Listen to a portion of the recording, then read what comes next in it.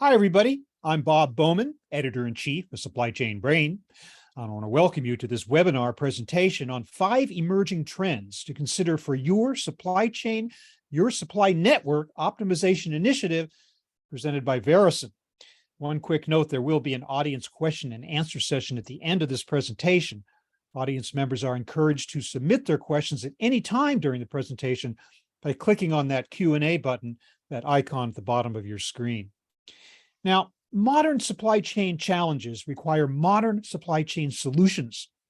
As supply chains evolve into supply networks, legacy processes and platforms become less and less effective.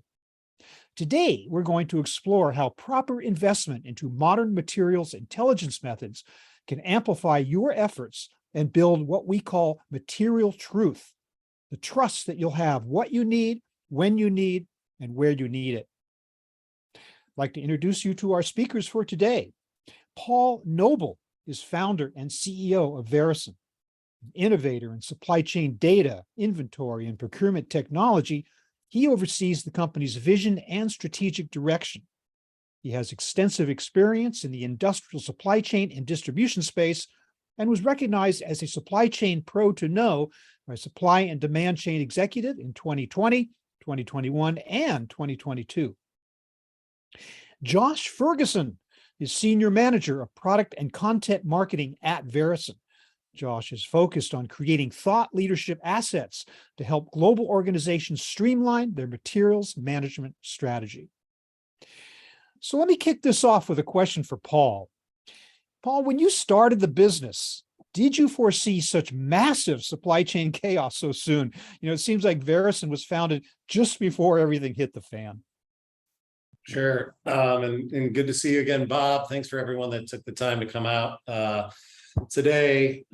We hoped right now, we saw some of the challenges, right? There were a lot of things, this consistent balance of risk and capital, and which one did you choose? It was either or for a long period of time, having been in supply chain and worked across users and suppliers and suppliers and seeing the complexity and seeing how these organizations were limited in the way they could collaborate with one another, and how the underlying foundation of data was more or less broken and inhibiting and handcuffing what the opportunity is that we're starting to realize now, and we're kind of thwarted into that based on market challenges and the things that we went through over the last couple of years. It was great that we had already been in motion, seeing this, developing technologies that could overcome and solve for a lot of those foundational issues across systems, across processes, and across people. And because that's really what we solve for, and we're able to go to market and test that thesis and that technology in a pretty crazy environment and build off of that with some really great customers and partners. Well, thanks for that. But Josh, let me ask you, as a supply chain expert who's been with Verusen working in product marketing for about a year, what drew you to the business? Well, yeah, so I've been in this space for a little while now, starting on the consulting side before moving into tech. And, traditionally I've been working with, traditional systems like a WMS, ERP vendors, or, a TMS vendor or supply chain planning vendor. But then, I got a chance to meet Paul, and he was, explaining to me how they were, approaching a very, very complex challenge in a way that no one else had really done it before. How they were, as he mentioned, being able to connect these systems without reliance on traditional data cleanses or having to bring in third-party consulting firms. And, even though that is needed from time to time, depending on the initiative, but as Paul was, mentioned, what he saw in the past was, this was, whether it was M&A or whether it was just scaling too fast or competing initiatives, the risk versus capital, that no one could seem to figure it out. And so Paul came along and then, introduced and saw a real opportunity to do something different in the space. And so that's what really drew me in. Certainly, there had been plenty of automation up to this point, but it sounds like this is a good opportunity for you to look at the true next generation of automation as opposed to some of the legacy solutions that had been in place prior to that, right? Absolutely. And then that's the thing is, when we talk about automation, everyone's thinking, robots running up and down aisles or, fusing parts together on an assembly line. But really, we're talking about automating data processes, robotic process automation, flipping the script to where, you no longer have, 80% of your time or 90% of your time spent on the data analysis or cleaning the data to only, have 10% on the decision making to now where we can flip that thanks to some of the automation that the system can do to where we spend 10% of the time on data, 90% on the decision making that comes out of that. And that's really just been a game changer. Well, let me follow up on that. Let's talk specifically here about supply network versus supply chain.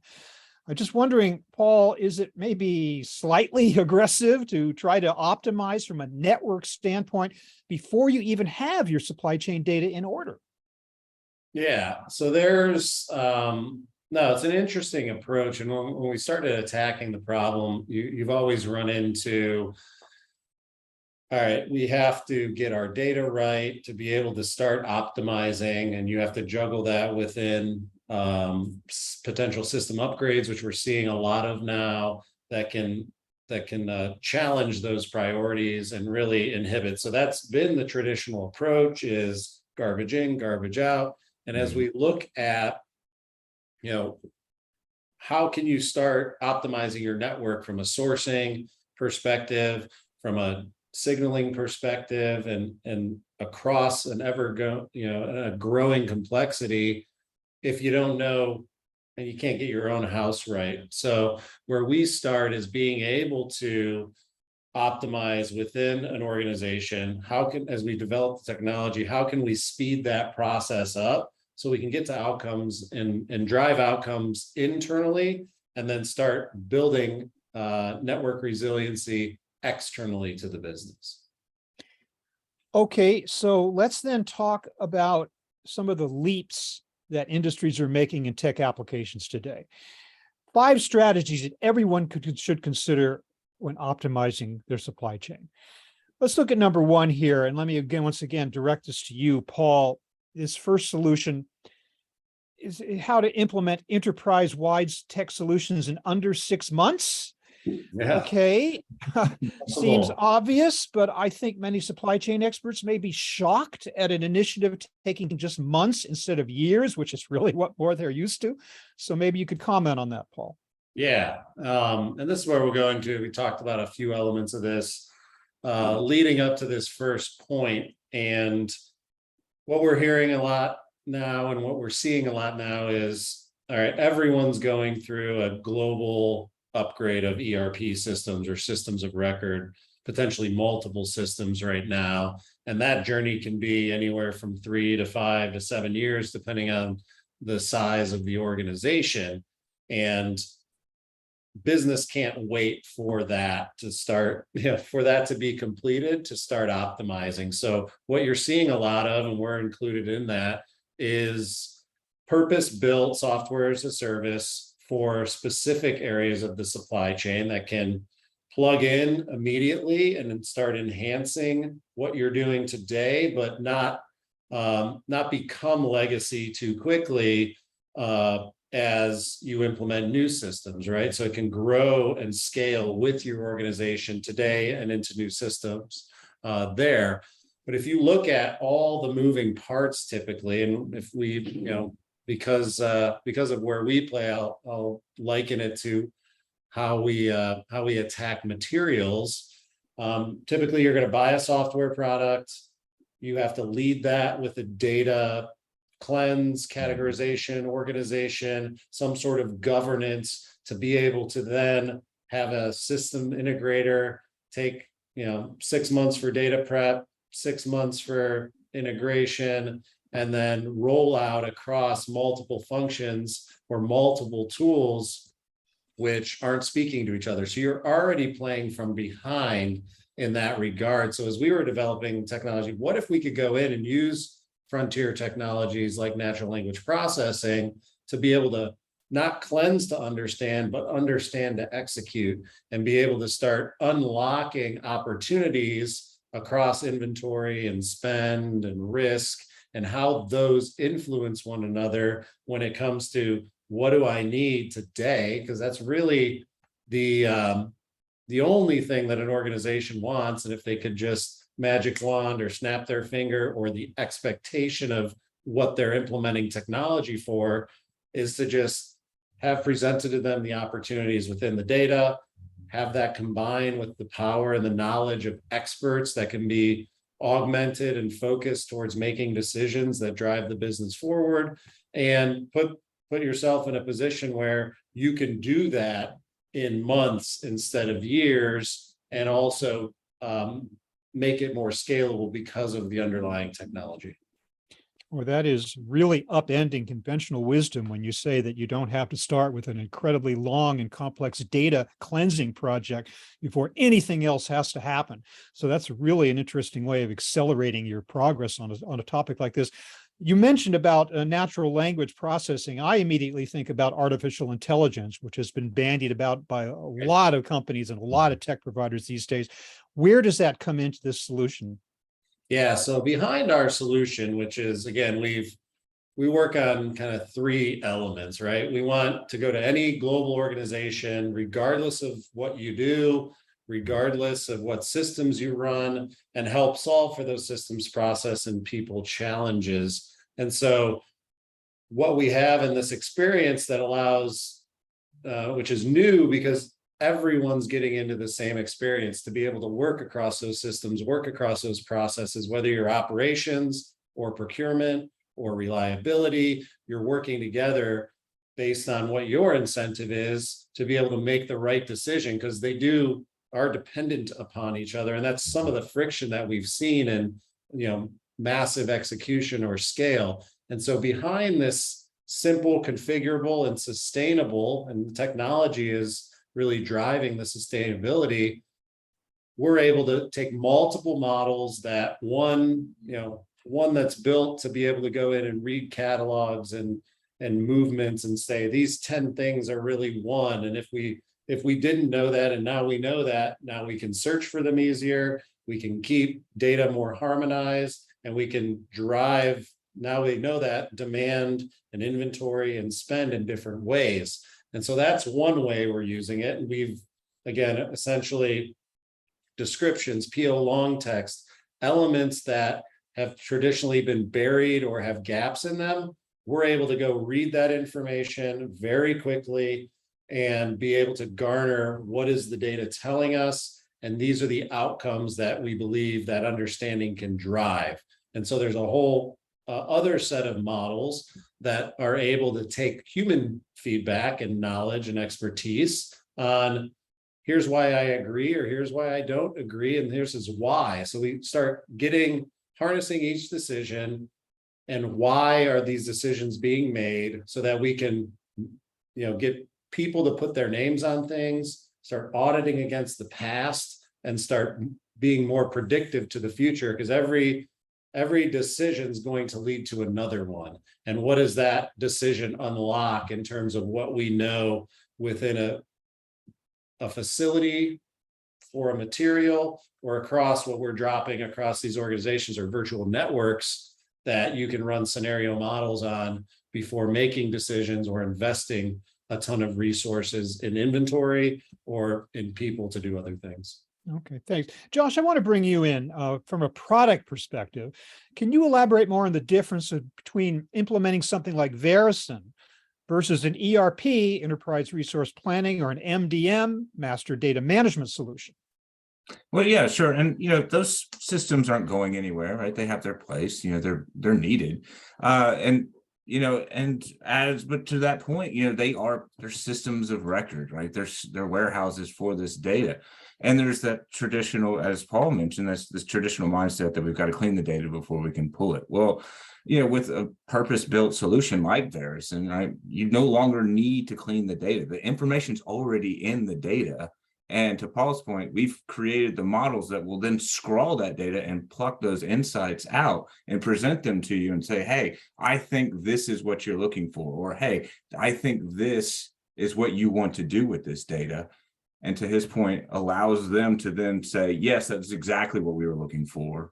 Let's put our fingerprint on that. Let's move forward with that, and let's make a decision based off of that. And, with these purpose-built solutions like Verusen and others out there that are designed to tackle these specific challenges, you don't need the lengthy implementation, right? It sounds too good to be true, but it's real. And so it's fewer resources from the IT perspective, right? There's no service. Services tacked on later after the fact, that ends up just boosting the cost of the implementation as well. So it's really it's been huge for organizations to have something that doesn't replace, it just plugs and pulls the data in and then gives you what you need. Music to the ears of CIOs, CFOs, and even CEOs. We all know that they're much less patient about ROI these days. Yeah. So this is good news for them. You're recovering your investment, getting your job done a lot more quickly. Let's move on to the second big strategy here. And that is the importance of building the correct tech stack. Paul, we know now that tech can be done quickly, but let's talk about the so-called full recipe. What should a supply chain tech stack really look like? Yeah, so obviously you're going to have system of record, whether that's, SAP, Oracle, Infor, one of the, major ERP systems. They have, that's going to be your baseline. And there's, whether you're upgrading that or replacing it to another system, that's still going to be very core to your business. And then there's a lot of applications that have been either legacy, you're looking procure to pay, demand planning, CMMS, that work together with those systems of record, but are reliant on, good data, right? It goes back to, they can only work on what they're fed. And so there's this big data gap, and that's what we uncovered as we were looking at the landscape and, what can we do to fill that gap and, understand the data, which is what we started developing a handful of years ago. But then also where can we simplify experiences and starting filling white space, because we don't, from a company perspective, we have packaged this into, 5 to 7 solutions and, or replacement of projects that can be fed in and plugged in. So you can enhance that. So you don't have to worry about, am I making the wrong investment into a system that I'm going to be beholden to for potentially 10 or more years. You can experiment and enhance those systems and allow them to do what they were built to do, and then fill that white space with newer purpose-built technologies. And it's getting out of that, kind of overcoming the system challenges while you're doing the upgrade, building the plane while you're flying it, so to speak, but also being able to limit and really drive high value, low effort, and low risk solutions that drive some really powerful outcomes. Josh, what about you? What are some tech stack tips that you've learned during your career, both overlapping traditional supply chain as well as enterprise tech? Well, yeah, I would say for starters, constantly evaluating what's out there, right? That's a big thing, right? Doing this early and often. I think SaaS and cloud has made that easier, right? You no longer have to commit to total cost of ownership anymore. With subscription services, you can try some of the low risk solutions, and tack them on. And I think to Paul's point, mentioning the large ERP vendors and some of the other larger players, they're starting to recognize some of their, I wouldn't necessarily say limitations, but they're expanding their partner network into solution providers like Verusen, right? And so they're seeing the value of, the purpose-built solution providers and saying, hey, we play well with them, extend your tech stack with them. So pay attention to what, your big vendors are saying and who they're partnering with. I think that's a big key to it. And as we mentioned earlier, every company is trying to move as quickly into, advanced digitization as quickly as possible, right? And so the more areas of your business you can apply that to, I think the better off you're going to be. Because, there's no magic system, I think, as Paul, piggybacking off of what Paul was saying, there's no magic system out there, right? It's going to take a, collection of solutions or platforms to optimize your end-to-end supply chain. No one provider can do it all. And so you're going to have to constantly just see what's out there and then pick the right one and plug it in. That way you can just optimize each piece to eventually have the whole thing exactly where you need it to be from a digital standpoint. I think there's an important point there that I wanted to piggyback on, Josh, on why have we gotten to this point? To your earlier question, Bob, like supply chain technology was not necessarily architected or built for today's complex and ever-changing environment, from omni-channel to world challenges, all that type of stuff. And overall, it was good enough until it wasn't. And like the experience that we envision for our part of the supply chain, but that I think the ever-growing expectations of supply chain organizations and their individual users is that it needs to be a lot easier, a lot more simplified, meet the consumer expectations when driving such important decisions, and being able to scale. Like, up until this point, and we're still in this transition point, supply chain technology experiences were pretty painful or run too much outside of the system because of that pain, which limits the ability for any one system to be able to understand that. And that's why you're seeing, I think, a lot of intelligent technologies helping to fill those gaps. Certainly going all the way back to the original ERP implementations. Boy, that was pain. And, which actually, it's gratifying to hear you guys say that you now don't have to throw your ERPs out with the bathwater. I'm sure that IT folks, after having gone through the pain of implementing that, are only too happy to hear you say that ERP still plays a role. Okay, so yeah, sure.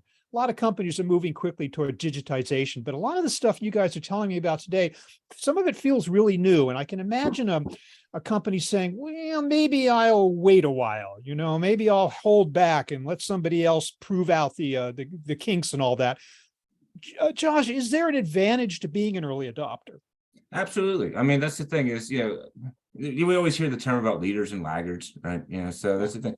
Leaders are the ones who, they adopt the new technology when they see it. They do the research, they see the value, and they go ahead and pull the trigger on it. And it not only does it just allow them to, move ahead of the pack a little bit, but it's an ongoing foundational building is essentially what they're doing. So maybe they start with one purpose-built solution, but it also creates a model for them to expand and scale that maturity long-term. Right, and build off of that. And so I think that's one of the things that early adopters are really, really taking advantage of and seeing the benefit from a lot earlier than a lot of their competitors. Great. Okay, let's move on to the third big strategy we're talking about today, how to evolve your mindset from project-based to sustainable. Now, Paul, I suspect this one's very near and dear to you. Project-based work, after all, is extremely prevalent, common in supply chains today. How do you move to a more sustainable approach?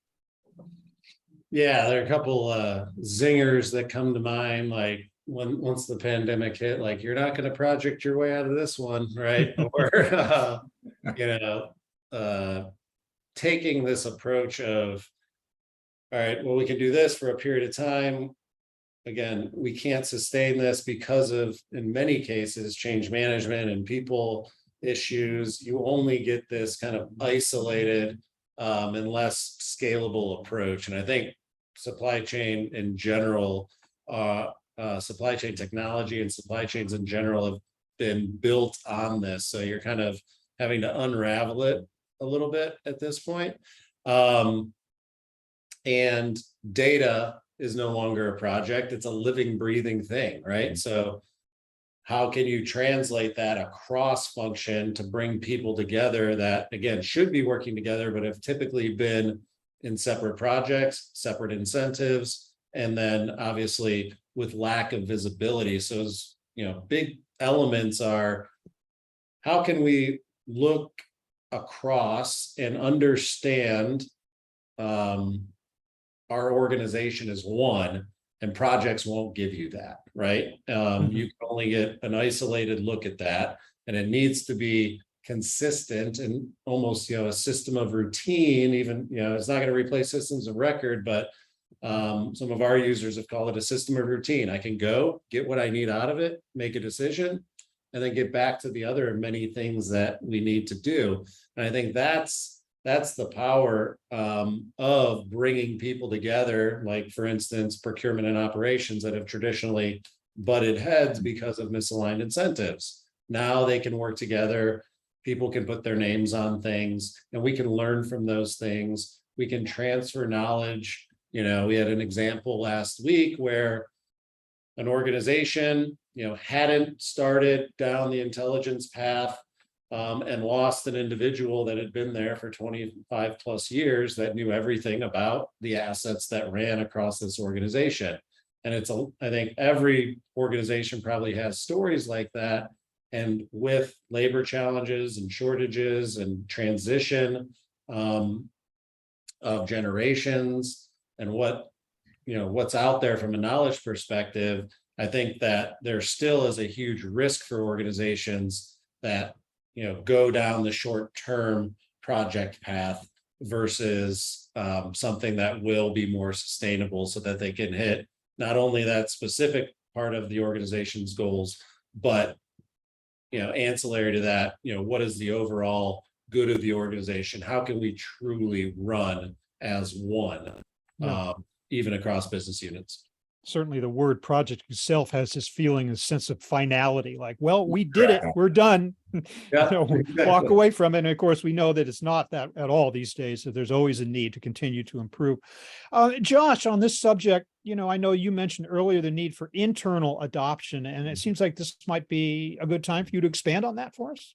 Yeah, for sure. Because to your point, right, a project seems very, very final, right? And so, but if you give your team a solution that actually you can see the results, and they get to put their fingerprint on it, right?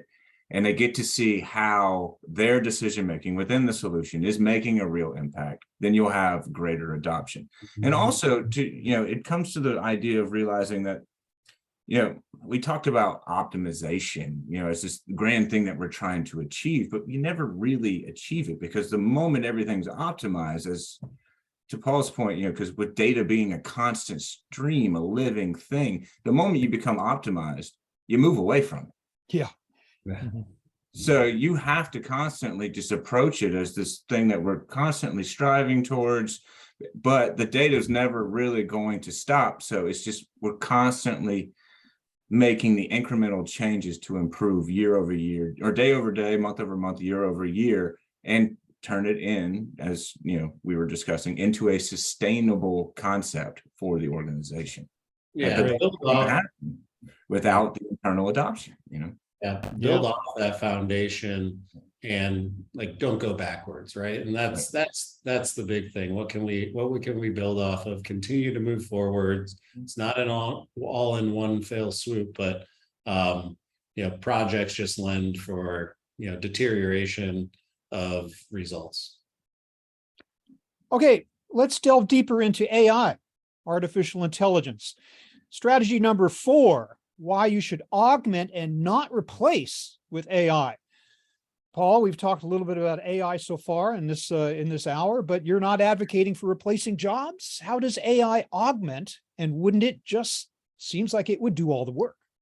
Yeah, so I mean, it can augment and automate many tasks that frustrate, slow down progress, and limit human capacity.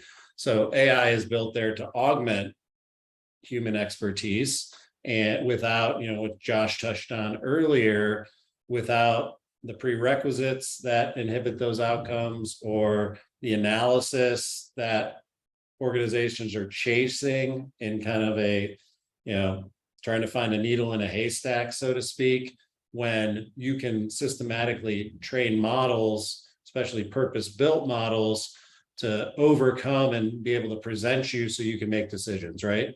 Now, ultimately there's, I think, strategy shift, right? Augment humans, and yes, you may replace, certain functions of people, but replace them into more valuable, reallocate those resources into more valuable future state positions for the business. So as you're looking, it's all about training and being able to not be limited by that piece of data you don't know, but having the ability for an AI to reach back and find that one piece of data that would have ultimately been buried, but can be kind of the key that unlocks a certain singular decision or a multitude of decisions across an organization. But even so, we still don't take people out of the loop. I mean, there's still a No. person at the other end. Yeah. AI generates some kind of decision, and it's probably a good one, but you still want a person there, at least now, to verify and to execute on it. So, Yeah, and that's a big part of what we do is, here's what the data is telling us, have humans verify that across function. How does that translate and execute? Then refresh the data, what changed, and keep rinsing and repeating some of these foundational activities that happen, back to projects at a moment in time, and then don't get updated, or it gets stale too quickly and it can't keep up with the speed and pace of the world and global organizations. sure. Josh, let me ask you to bring into this topic of AI, the whole idea of this new generation of workers and who they are and what their attitude toward technology is and what kind of user experience they're expecting. Just talk a little bit about how that fits in. Well, absolutely. So, first of all, AI is not new. All right. So this has been around, right? And it's just gotten better over the past several decades. But I mean, we've heard about, IBM's Watson for how long? I mean, that's the thing. It's like, but no one ever really put the oh, that's AI, so, but no, but we've so used to it. And so now with this user generation that's been exposed to AI through, just tons of technology that they use on an everyday basis, whether it just be something like Siri or Alexa, which is a form of AI, right?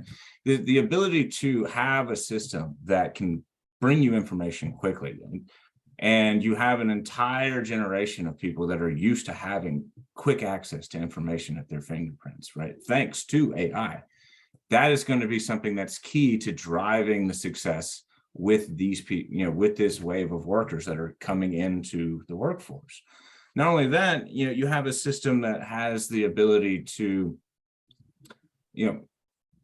gather the knowledge and work it into the model, as Paul was saying, is because, we have, expertise that's leaving, they're retiring, they are going on to, pursue other activities. And we need a system that captures this information so that as younger workers come in, they have the expertise that they need without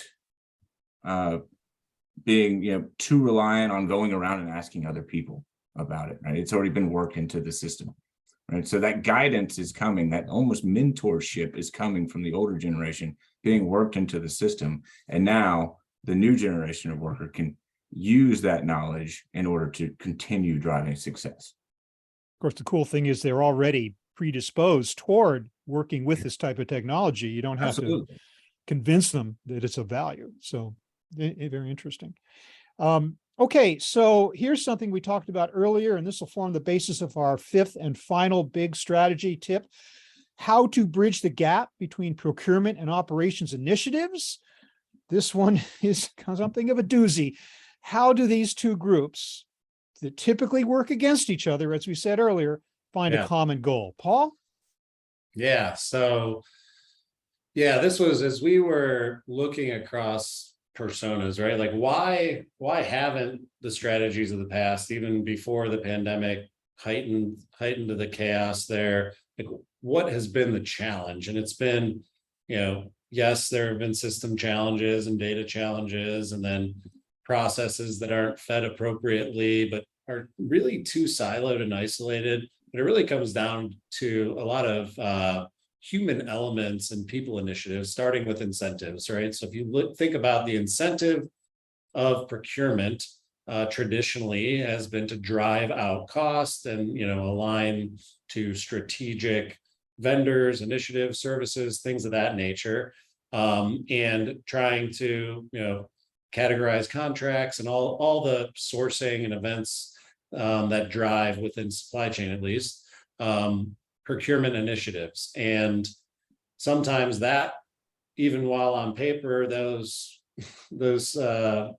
efforts and initiatives look great, it was not aligned to what operationally maybe the organization needs. And one we see all the time is, I don't care about driving capital out or buying from this vendor because it's going to open me up for a risk. And all I care about is keeping the facilities up and running and meeting production schedules. So driving out costs, while it looks good and it, pleases the organization, may cost us more. And there's been not enough data, and not enough environments across systems to be able to allow those, incentives to come together and say, hey, I think we can achieve both.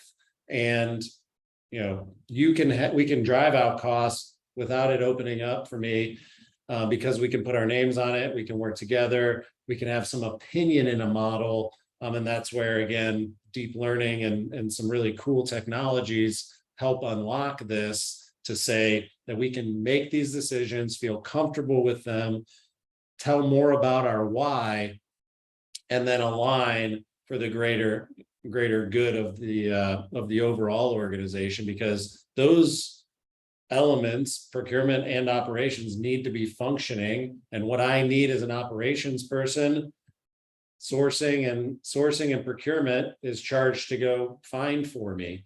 And that can happen when folks are telling their why, putting their names on, this is what I need to influence spend. And that's really the approach we took, was if we can understand the data, drive an outcome of what do I need across material, across facility, across virtual networks, then how does that influence spend? So we're starting to unlock some of those insights that say, all right, where should I be buying from to meet this demand for this individual material, but also across this internal virtual network that'll ultimately build towards unlocking more network resiliency internally and externally.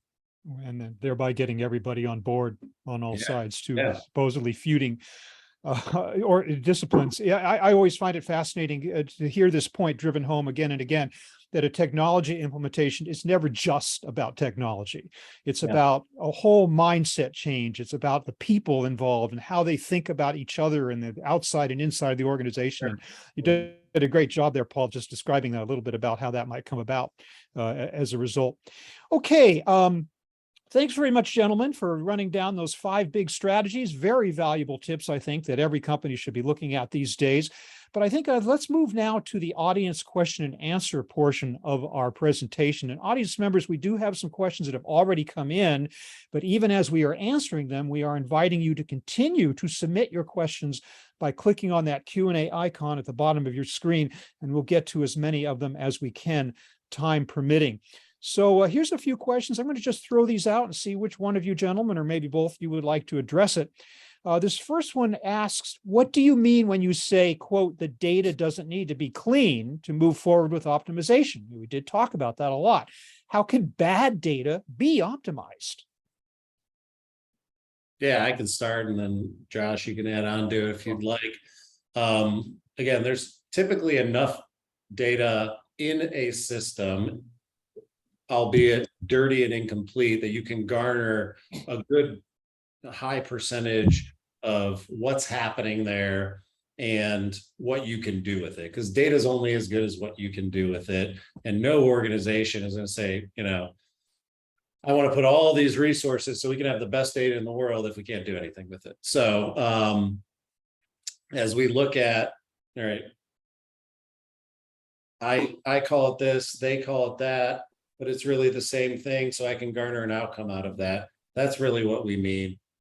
Better data is better, but it's been proven over the last couple of decades that it's, you're chasing perfection. And if we can get started with good enough is good enough to garner outcomes that are valuable, we could always augment data and harmonize it and continue to have kind of an engine that's always looking at synergies and across data and those outcomes and across systems.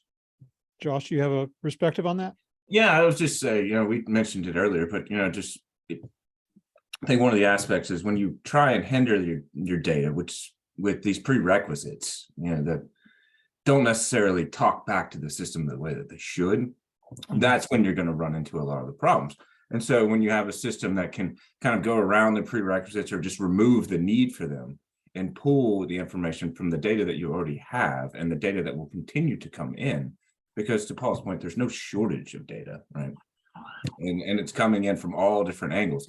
So if you have something that, that can, and we mentioned this earlier, just kind of run through it and pick out the insights that are already there and can do it quickly, then you have, a whole different system that you can work with that you previously didn't have access to. Yeah, great.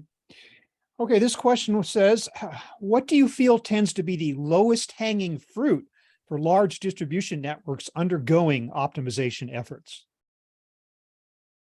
Yeah, I think if I'm understanding, distribution network in terms of, I distribute goods and, and services, I need to know what's going on across that distribution network, right? So what are the demands of where I'm distributing elements, right? We work with a lot of industrial distributors and are helping to connect the dots of where can they align more strategically with their best customers. How do they know so that you're planning off of real or near real-time data versus planning off of historicals, so it has a kind of a snowball effect. If you're planning off historicals, something changes within your customer, you don't know that, or it's communicated in a manual or a traditional way via spreadsheet or email or telephone, you don't know how to make the adjustments on your network to fulfill those demands and needs,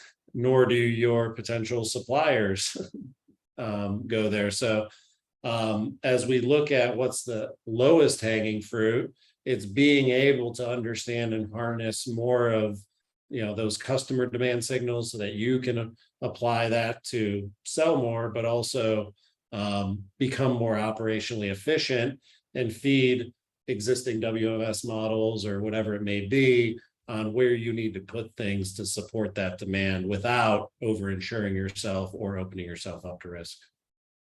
Thank you. Here's a great question coming up here, although it threatens to open up a whole new can of worms and maybe an entire new webinar, but let's see if I can get you guys to address it. How do we gain visibility into our supply chain network and use emerging technologies to understand sub-tier suppliers? All right. Well, I think there's always been this, we've heard a lot of initiative towards eliminating tail spend. This is one of the top things organizations are always trying to do is streamline more information. So, some of the things that we've been doing to help organizations uncover where they have tail spend or how to feed more of their demand to strategic suppliers that ultimately drive out costs and reduce risk is tracking and trending these elements across different materials that may be one, and what does that look like? And if we treat them as one, and we're not chasing things or having to go through scorecard activities and meetings with suppliers, but we just present them with what's actually happening, and we're not needing suppliers to provide us what's happening as a user of services or products, which I think has been ultimately, it's been too much data to control. Systems couldn't control, where people were buying, or you just let them, do it because it was too hard to manage. And all these things kind of come to a head at some point. So it's proactively scorecarding without having to go to your supplier and look at that. And some of these new systems, including ours, are going to allow you to do that more effectively. Maybe I'll ask Josh to kick off the answer to this one as a product guy. This questioner says, my company has adopted a few solutions that seem to be underutilized because they're too complex. What does the average day look like for your business user? That's a great question. So, I mean, it's a mixed bag, right? Because, it depends on, some of our customers are going in every day and they're looking at the recommendations that, that our models are throwing up there, and they're looking specifically for cost reduction opportunities, right? So they're going in and they're seeing where duplicates might exist or where a shortage might exist. So they're seeing like, okay, so here we have these duplicates. I don't need those. So I'm going to accept this recommendation. We're going to pass on replenishment on that particular order. Or if I see a shortage, like, oh, okay, I see the shortage exists. I can look at the system and says, well, I need these things pretty much every 6 months. So I'm going to go ahead and make sure that I boost my safety stock so I don't run the risk of an outage. So that's one aspect of it. Then we have other people that are coming in and they're saying, oh, okay, so you mentioned here that you had overages, but one of your sister facilities, in a different region has shortages there. So there's an opportunity for you to share some of the materials. Then you have other people that are going in and using one I think is probably one of our least talked about features, not to get too heavy in the features, but the ability just to do a quick fuzzy search of materials, and we can show you where it's at, what bin location. That way, if you have a shortage or if you need something similar, but it's not exactly listed the same way, we have people that are using that on a daily basis to make sure that they have the right parts that they can just plug in and they never miss an SLA. Yeah. I wonder if there's any business user today who comes home at the end of a day of work and says, I had an average day. I wouldn't doubt that's probably the case. Okay, maybe I'll ask Paul to tackle this one. And the question is, how can I convince leadership to create the budget for new technology like this when we are focused on reducing costs throughout the organization? We talked about the attractiveness, the sped up ROI, that's fine, but that's after the project, but that's after the initiative is underway. This is asking, like, how do you create a budget in the first place and get it through? Yeah, so the way we help organizations start looking at this challenge outside of regular budget cycles, right, is by assessing what's happening today, right? And when you look at materials, we can take raw tables directly from ERP or EAM and start garnering insights of what's there economically, hard dollar value. Yes, there's going to be process improvements, but there's a lot of over-insurance, so to speak, that's out there that should immediately be able to be optimized and refined, that can take your capital number further and further down and ROIs up without introducing new risks. So we try to start there simply as it's not about reduction, it's not just about cost savings, but that's a simple byproduct of how we look at systems, processes, and people. You can find capital and hard dollar and adjacent executable ROI very quickly, very easily, and build your business case so it's less of a risk, less of a gamble for you, and you can communicate that effectively to your leadership team of, hey, this is a better process or approach to these challenges. We can invest in this one solution that has multiple functions in the same place working together versus, all right, this budget's here, this budget's there, and you're collectively spending 5 times more. It's just hitting a different P&L line.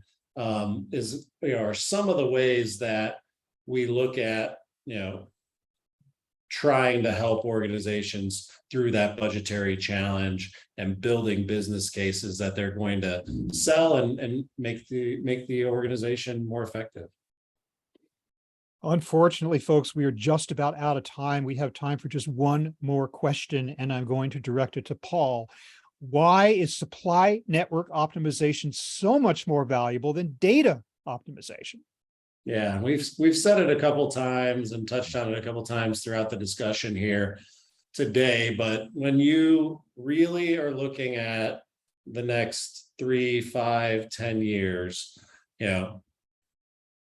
of evolution or this supply chain technology renaissance that we're amidst right now, no organization is going to be rewarded by Wall Street or by growth if they have the best data. It's what you do with it. And so you need to take a look at the approaches of what can you do now that can build into the future. And it's really about, if I can understand within my 4 walls, how my organization is running across business unit, across system, across personas, so that I truly get this desired one XYZ company initiative that executives and then folks down to the plant floor can execute upon, then I can establish internal network resiliency and then start working with my suppliers by trading demand signals and information and acknowledgements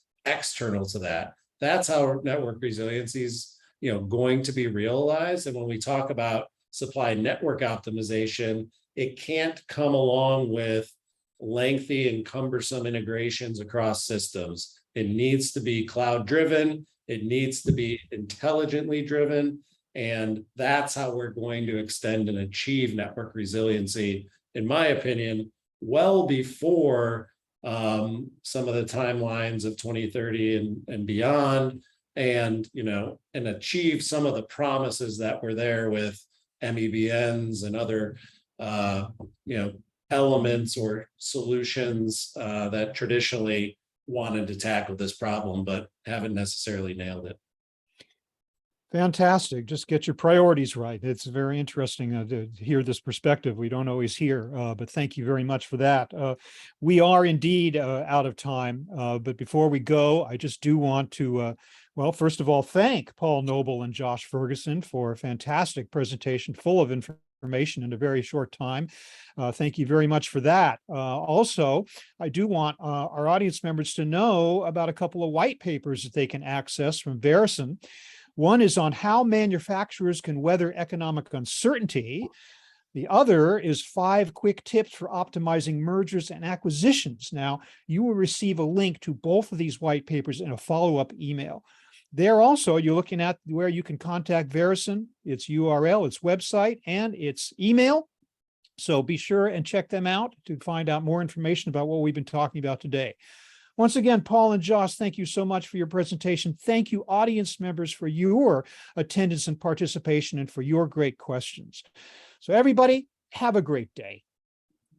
Thank you. Thanks, everyone. Thanks, Bob.